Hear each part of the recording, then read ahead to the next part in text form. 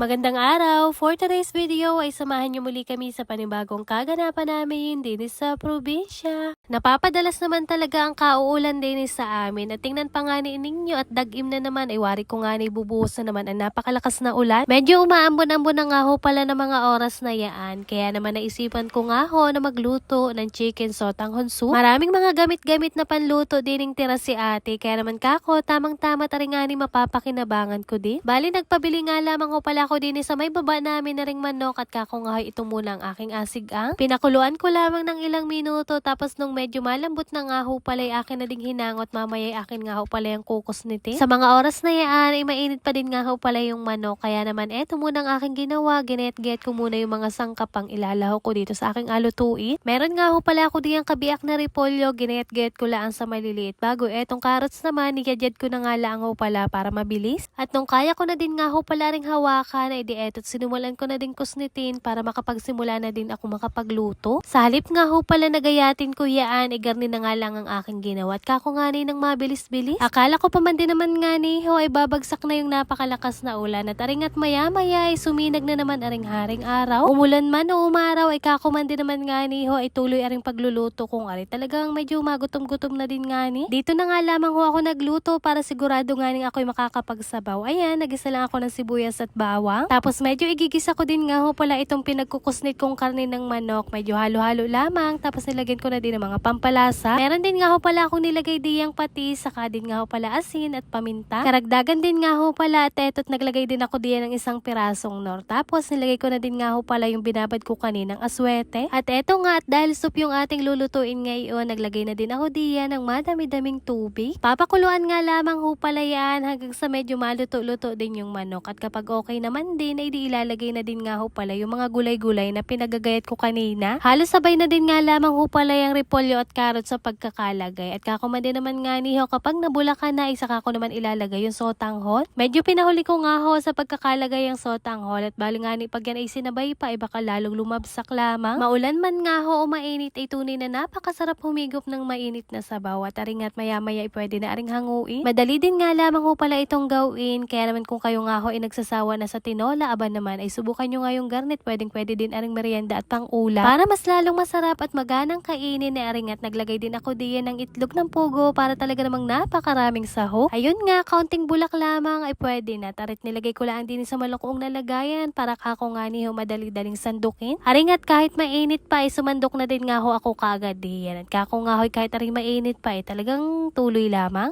At yun lamang for today's video. Maraming salamat sa inyong panonood. God bless.